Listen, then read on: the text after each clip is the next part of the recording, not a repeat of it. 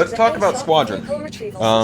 Squadron 42, I'm going to go ahead and do a little fly over the city for the sake of it. But Squadron 42 is also a very important part of this weekend.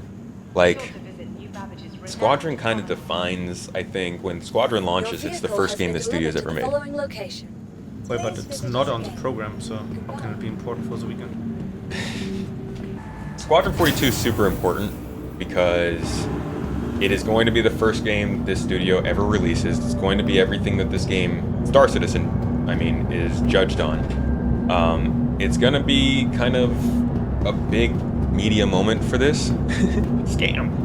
And it also is, like, honestly, it's kind of the scam of Star Citizen. Like, it's taken most of the money. It doesn't get shown or talked about. It's the actual game that's missed its release date by 8 years now. And it's been advertised a ton. Well, kind of. Not really, but kind of. With no proper excuse like Star Citizen has. Like Star Citizen, feature creep, now you can land everywhere on a planet, whatnot. Obviously that takes way longer to develop. But the scope of Squadron, we never heard about feature creep there. They're not talking about much. Yeah. Yeah, it's that's and it's also important because, like, we get to see how their writing is, we get to see how their character interactions are, we get to understand, like, how they build missions that actually are supposed to, launch in the game instead of these contract things they do in Star Citizen. It's like kind of lifting the curtain on what this studio can do. And it also, if it's successful, will drive Star Citizen's development forward so much. Yeah. Like, they would be able to more reliably pay devs. They can't really offer the highest wages in the industry, which I think locks them out from getting more specialized people. A lot of folks give Yogi crap, and for as much as I love Yogi and the work that he does and the passion that he clearly has for his job, he wasn't a physics and flight focused person as a developer. Don't they have over $500 million? Shouldn't they be able to pay whoever they want? The people who worked on the flight model before have gone to other projects, or their work itself wasn't really set up for what they wanted to do with Star Citizen. So he took over when nobody else could, which is, thank God, because we needed development on the flight model. But it's situations like that they end up getting into when they can't properly pay industry professionals for the roles that those industry professionals are looking for. And if something like Squadron 42 is a success, they are less hampered for money, which I know for a lot of people sounds like crazy talk, but they are less hampered for money, and they're able to put people in positions and build up their teams more in places. Like, the ship team has a lot of backlog work they need to go in. What if they're able to pay more people who are doing ship work in order to be able to get more of those backlog ships into the game? Like, Squadron 42 could make the big difference of what actually launches in 1.0 of Star Citizen. It's such a unique situation, because usually if you have a game studio, the game studio spend all the money and they want to recoup it and keep the profit. They already have gotten all the money to develop Squadron, so everything they get on top of that with selling more copies is like pure profit. Yeah. And I think that's why they, open their studios. That's why they have talked about hiring a bunch more people. There's quite a few different things I think they did with the expectation that Squadron would be successful. Sales of Squadron 42 revenue will compensate the money spent in keeping up live service for how many years when other games would have spent it for pure development? Well, and also how many more years? I think that running the game has been a huge detriment to the development of the game.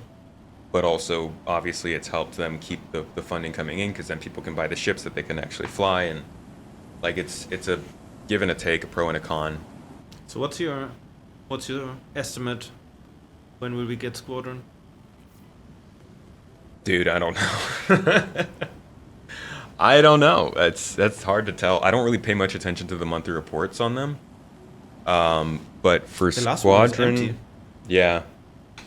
Yeah, they're holding a lot back in terms of their messaging. I think that Squadron, I could see next summer.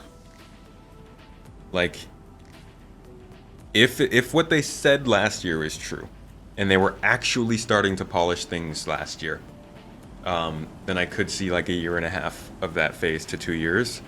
So like half two of next year I could understand, but that depends on how much they really were into it at that time. But that would mean marketing will start with the CitizenCon. I think that Big marketing time. will start with the CitizenCon. I think that the redacted section of CitizenCon this year is the beginning of their marketing push for Squadron. Oh, that's a hot take. Is it? Dude, what else can they do? Like they showed off the Held the Line trailer last year. They need to put something out there. They've got freaking investments due. Like they got things to do, all right? Granted, they also would want to have Star Citizen in a good place if they launch Squadron 42. Because Squadron 42 is the biggest So they wait until advertisement. 1.0. No. They just need to have more support for players. And that might not even happen within a year. But I think it's the biggest advertisement for Star Citizen they'll ever get, and obviously this game will get a lot more people looking at it when they launch Squadron. So they kind of... Other question. Will Squadron hit Steam? could. Or will they stick to their own website and launcher? I think they will, at least at first. Okay. I could see it going to Steam at some point in the future, both Steam and console. And then If not Squadron, at least Arena Commander. Xbox or PlayStation? Both. Both? Cross-platform, yeah. Sure. Yeah. Okay. Why wouldn't they? Usually it's like an exclusive deal and then 5 years Maybe later... like a temporary exclusive Okay. type of thing. Xbox is probably easier for them to develop for. But if they did make it for Xbox, then they'd also have to make sure it runs on like a Series S. Okay. Oh, and what about the Arena Commander thing that never happened? Which was Theaters of War? Yes. I think that kind of stuff is just going to be factored into Arena Commander overall. Okay. I don't think they'll launch a Theaters of War. I think they'll make Arena Commander modes that support that kind of stuff. Okay. No way for Squadron next year? Why no way? I'm not saying it will happen next year, but I wouldn't say there's no way it will either. I think it's definitely up in the air. Own performance will definitely be better. It's a single player game. In Squadron? Yeah. Yeah. It's so much easier. Oh, on Steam. The market is big on Steam.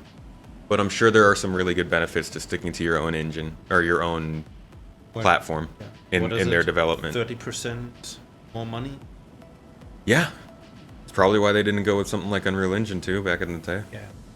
What kind of game is Squadron? I think is kind of important for if you don't really know if you're going to be interested in it or not.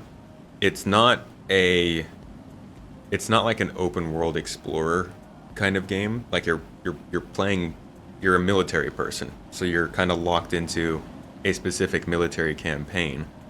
But I do think that with the way that they've started to develop some of the locations, so if we go back to what they were showing us, if you go back to not CitizenCon. This is kind of funny What actually. happens there? What is that? Somebody typed in !hype Okay. on Twitch, and it goes off the freaking rails. Nice. Briefing room, a good old, we're gonna start a ship series to keep you updated. Look at this.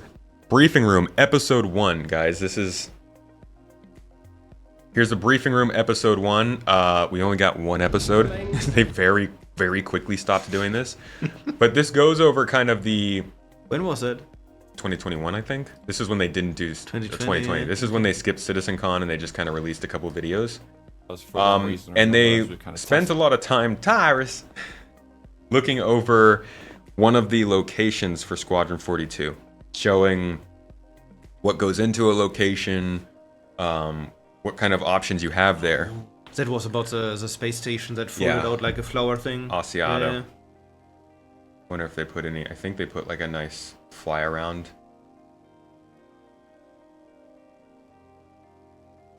Oh yeah. Yeah, so this space that's station so is a cool. location in the game, in Squadron 42. It's like an antenna or observatory or something. Yeah, this is like one of their oldest space stations, supposedly. And yeah, it's a comms relay, thank you. And the way they show this off kind of gives the idea that this game will play something like mean, you guys remember the second level of Halo Combat Evolved? It was like you got multiple objectives and you got to complete them how you wanted in a kind of an open environment. Or maybe something like Outer Worlds, or even Starfield, really. You basically are able to transport yourself to a new location. In this way, it would probably be on the Idris. And as you get to that location, you can take your ship, fly off of your carrier, and go complete other side missions or take on mainline missions, which would probably take place here. And you can tackle them as you want, as long as you're getting them done. I believe that is how Wing Commander was made also. And generally the idea here is that you have the freedom of movement using your spaceship and your own sort of agency, but you still need to follow the story of the game. And I'm seeing that Aroka gifted 10 community subs on Twitch. I'm so sorry I missed that. Thank you so much if you're still in chat. Thank you for gifting those out. My apologies.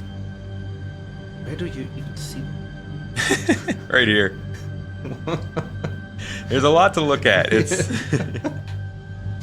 it's a lot. I got a call. Sorry, I have to take that. Okay. Simon, hello. Hi. Hi, you missed me. I'm in Turkey now. I could try to.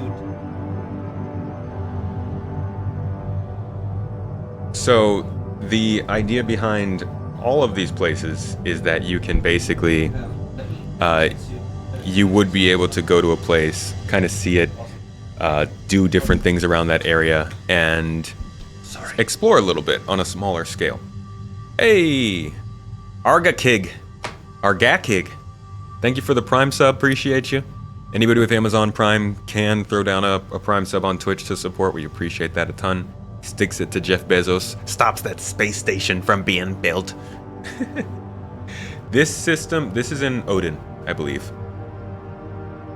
Squadron 42 takes place in Odin and Vega. Just a little bit in Vega, mostly in Odin. So, Argakig, cool. So, the idea behind Squadron isn't for open world people. Squadron's gonna be like an interactive movie. I think that's the best way to put it. It's basically, imagine a game like, I've heard it kind of compared to Uncharted. I think something like Hellblade would be a little bit like it. Possibly Death Stranding. Death Stranding is actually a really good one because I think Chris Roberts is very much like Hideo Kojima in terms of how much he likes to do cinematics and set up the cinematic game and stuff. You can kind of see that in the presentations that they do. Yeah, the old Wing Commander type of gameplay. Did they build Odin in its entirety so they can easily just drop it into the PU after Squadron 42? Assets, yes. The planets, perhaps. The space around it, the coil, for instance, is going to be a big part of it, but ultimately there's a lot more to a star system for the PU than there is for the Squadron 42, because one of the things that makes Squadron 42 a lot easier for them to make also, and a lot more beautiful to play in, is that a lot of the stuff in this game is going to be made like traditional games, where it is everything is made to happen when you see it, you know? So like in Star Citizen, it's really difficult because it all has to work systemically. If you crash your ship into an outpost, those NPCs need to be ready to react to you and run or fight you or something. In Squadron 42, the outpost you're crashing into was probably planned. Maybe it's not all the time, but a lot of the time the place you're going to is planned to be that place. But the planets are open world, I would assume. I think that areas of the planets will be. Because imagine you can't fly wherever you want on the planet? I don't know.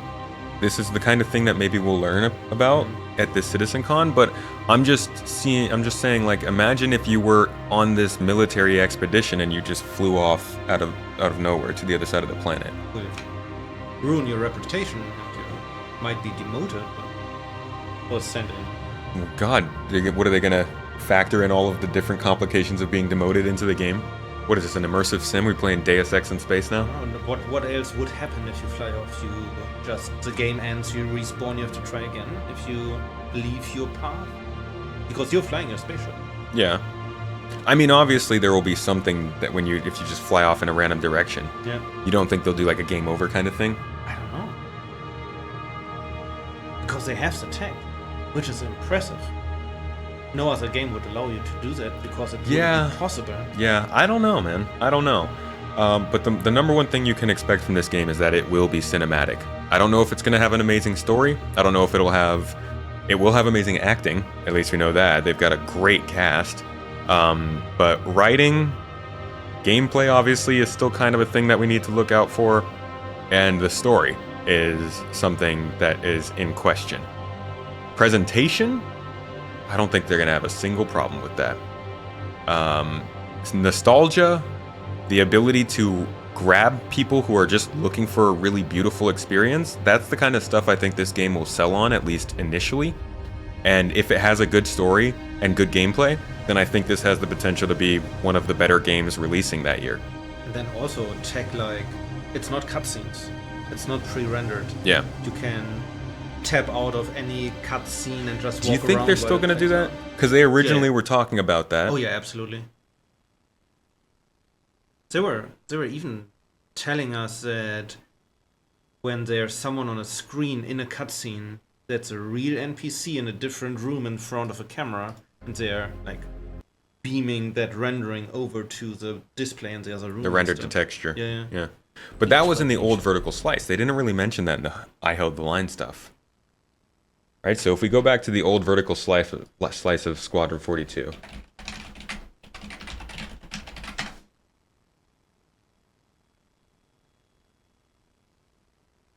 The only thing we really have to go off of when it comes to the writing is what we've seen from these demos they've done.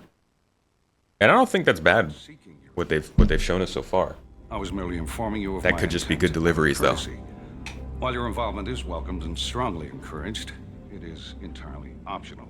And they didn't Our involvement show that in the most recent video? These OMCs No, I really hope that they give us this look again, like they redo this vertical slice with the new game. I think that would be incredible to compare. Assisting in rescue operations. You're not listening, Captain. It's impressive how outdated that looks. Human interstellars are very important company in the Yeah. Navy.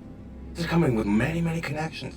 I'm sure that High Command's gonna be very disappointed to hear this overprotective thuggery. Well, I look forward to hearing from them. Thank you for your time, Mr. Wexler. Well, you were right, Colton. That man is a complete ass. Chris Roberts isn't writing this one. Why protest? This one's written by Well, you'd be surprised.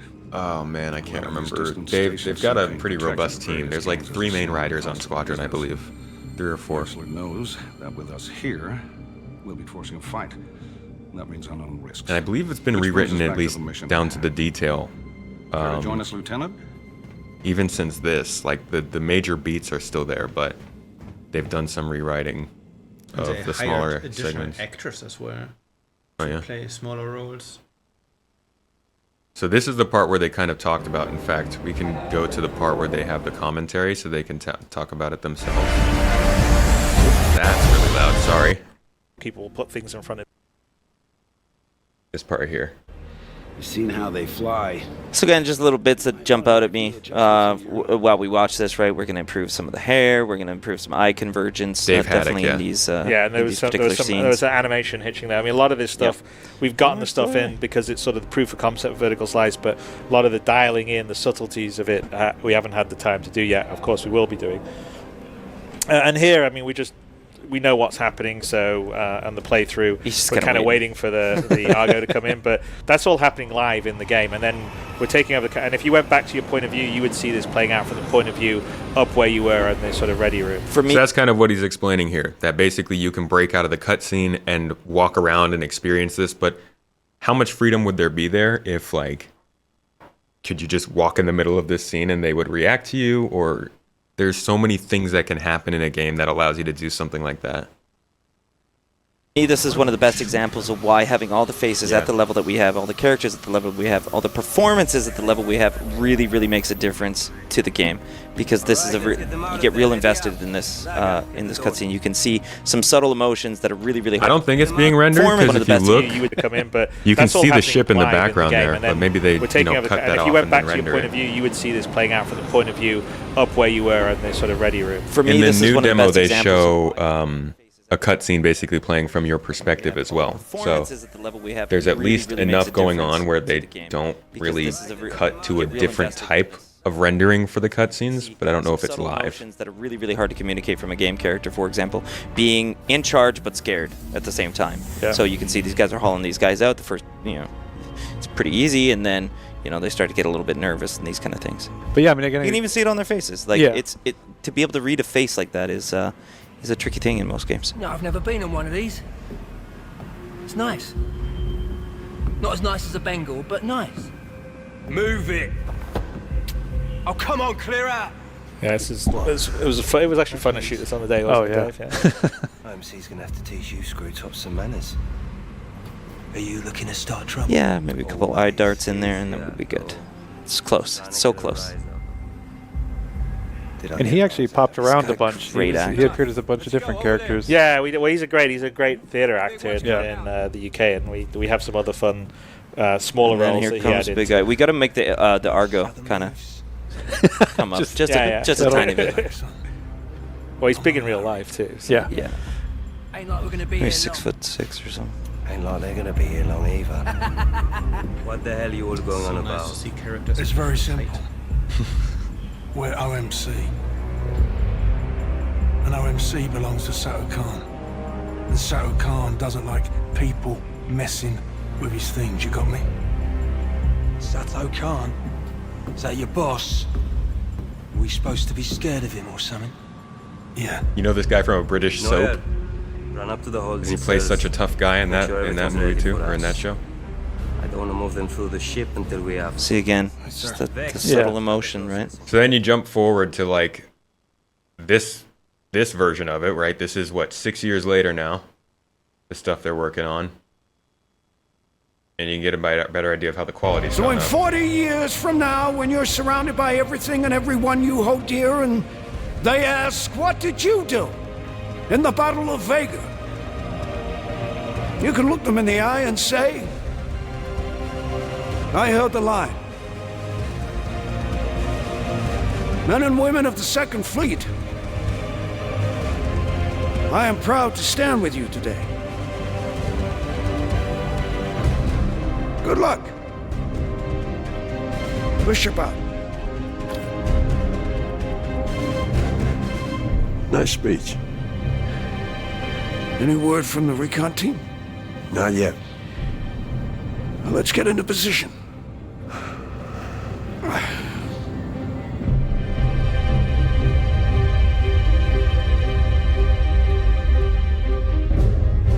Again, just a very cinematic presentation. I think like people who love like Battlestar Galactica will also love this just for the shots that are like this in the game. This stuff just looks good. Throughout the polish phase, our team is taking every opportunity to push things to the next level. Tell me you're expecting company. This is not good. The Cine team is focused on finalizing edit lock on all of our big action as well as all smaller character sequences. I could have pulled this off of the Galactopedia. Yeah, probably, but I think their solar mass calculations are wrong, though. Well, this is ridiculous. How so? We are now able to adjust our shot composition to final cameras thanks to recently crafted Yeah, I think space Star Wars vistas people will like and it too. level Mark outlining Hamill's going to have a content completer. ton of a hand in the marketing of this game. Isn't it freaking crazy how much like excitement his name commands? Yes. Like it's nuts. Or not at all. Like, I know people who have no idea who he is. Yeah. I'm blown away by how much his name carries just because of Star Wars. Now, obviously, he didn't just do Star Wars. People also know him very well for, like, the Joker and for some of his other roles. But, like, the amount of just pure excitement people have for just Mark Hamill in general from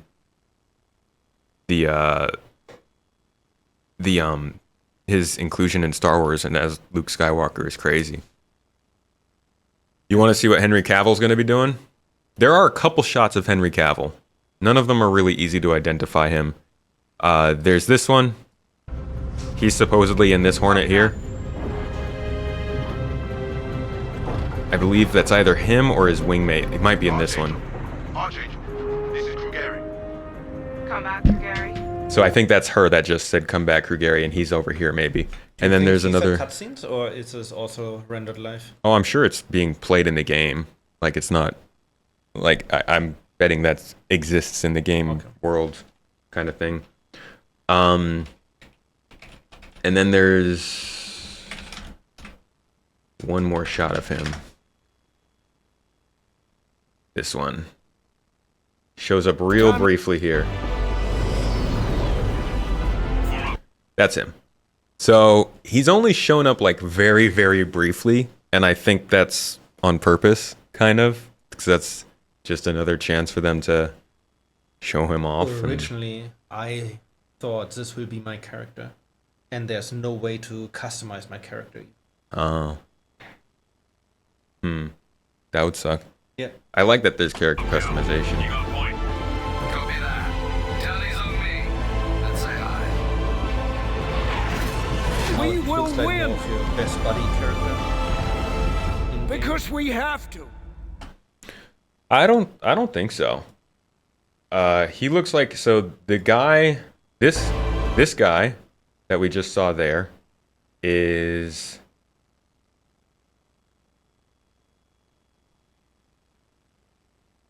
wow, where is he?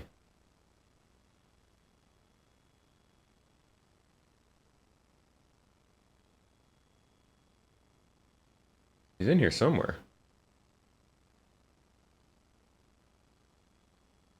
Should be like right here. Out of. Shut up. Now, I hadn't seen... That's him. Okay. So he's in the crew of, look at the freaking, like, I don't know who this is, but he's clearly a big deal. But you got like Mark Strong over here, you got Mark Hamill over here. It's just stupid. Yeah, same guy talking about the John Holler. wasn't trying to kill me in days, let alone a hauler, let alone a Jean. Or a Jean. Imagine my surprise. A Jean. Detailed lighting passes can be done on hero sequences so we can show our cast and convey their emotions in the best light. Like, who's this? What freaking AA actor do you have in the background over here that's just filling glasses? It's so much. Sure. But obviously a big draw to this game is going to be the presentation of it. And I think I would love for this game to be very good. Don't get me wrong.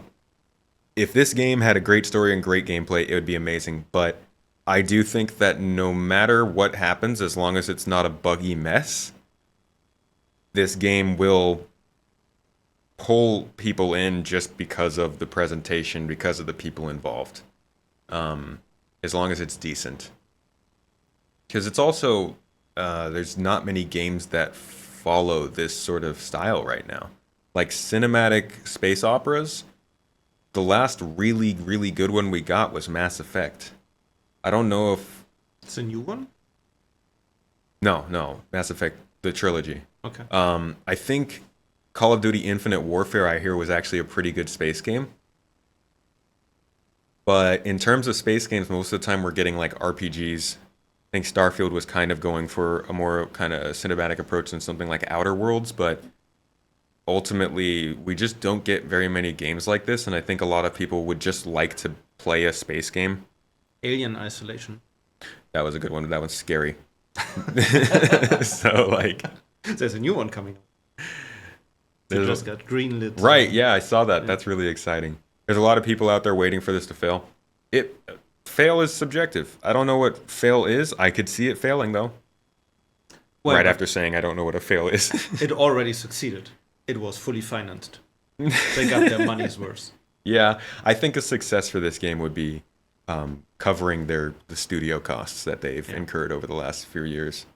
The one of the most hyped scenes in this game could probably be the Titan suit. Oh.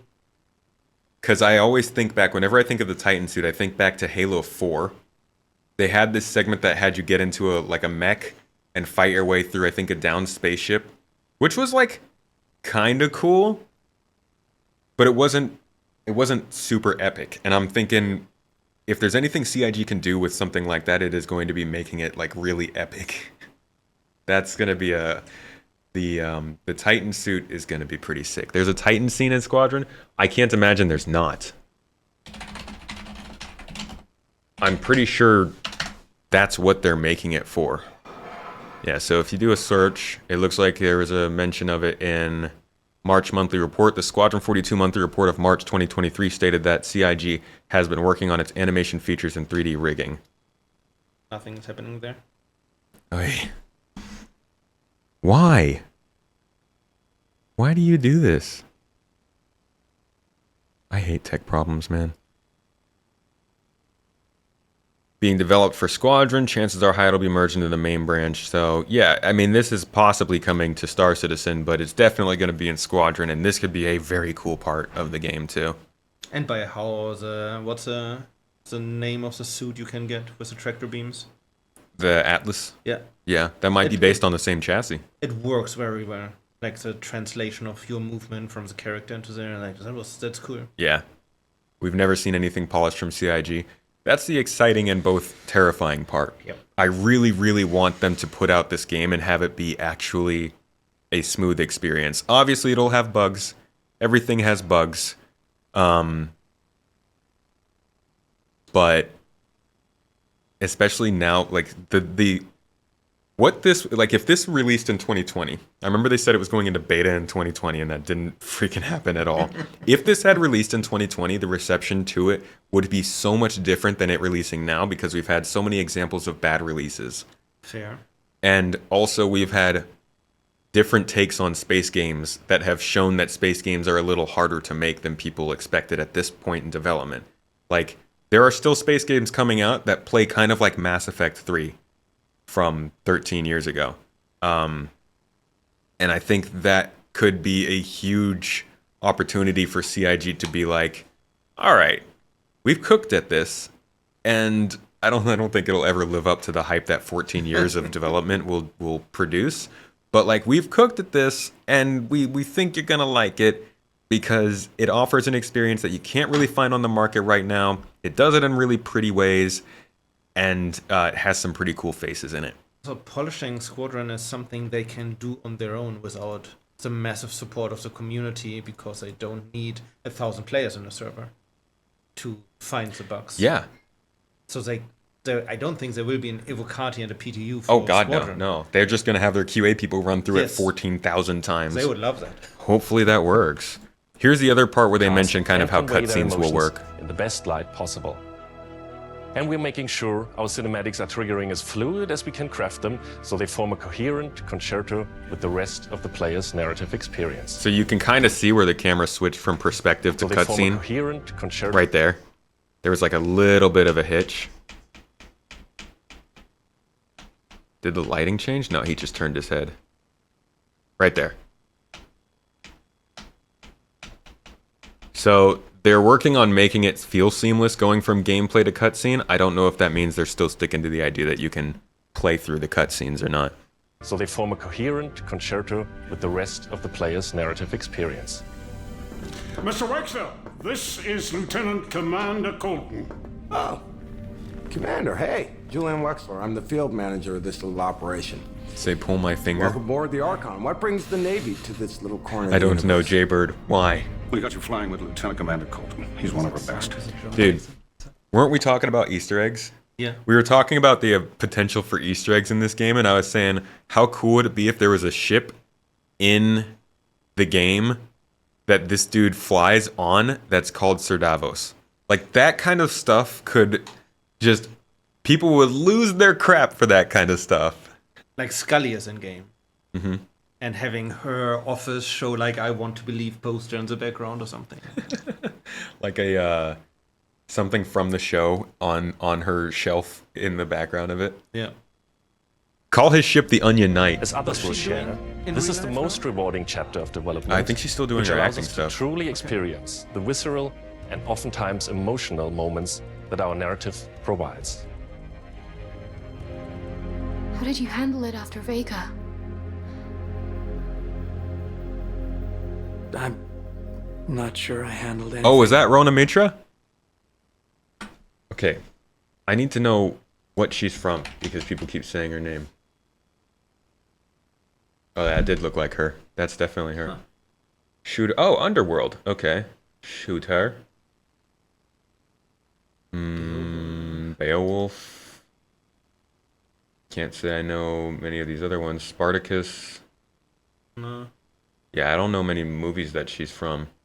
UK actress, so not Hollywood. Looks like she's mainly known for her Underworld stuff. Underworld was good though. Oh, is she the main actress of Underworld? Yeah. That's cool. Known for her roles as Sonja in Underworld Rise of the Lycans and Major Rachel Dalton on the second and third seasons of Strike Back. Yeah, that looks like her in that scene. Probably easy enough to look up what. He's one of our best. As others will share, this is the most rewarding chapter of development, which allows us to truly Yeah, that definitely looks like her. Squadron 42. Executive Officer Kelly. Yeah, I would say it probably makes sense that he's an executive if he's a captain, right? Look at the lighting work. See the rank insignia. Is this executive officer right here, guys? Does anybody know? Oh, it's over here. She got 3 chevrons and something above it. Experience. But see how the light reflects on those. It's like there's so much detail in these scenes. Yeah. Lighting looks impressive. And getting the behaviors The bald guy is implemented- second to Admiral Bishop. So those are different ships. Sir Davos has his own ship, and I guess she is the second in command there. And then Mark Strong is second in command to Commissioner Gordon. This is how I'm going to refer to everything in Squadron. Just going to name their characters instead of their actors. across all of its chapters. Yeah, I'm wondering if that'll be in Star Citizen, the ground refueling. I'm guessing it will, right? This Or would probably just use drones. the rope tech that That they've would been be cool, developing. yeah. Because you can have refueling in space on other refueling ports, and you can have this refueling on the bottom. It takes forever to put boxes in your spaceship. But now imagine you want to refuel and repair, and in order to refuel, you have to go out, find the hose, then drag it behind you. Well, you could do plug it both. in. 2 refueling ports. One for on the ship when you're in flight, and then one for like this. But Yeah, but still, you have to drag the tube and like. or you could just go in your Mobi-Glass and say, I want to be refueled. Okay. And an then NPC the does drone it. Comes. Yeah. Yeah.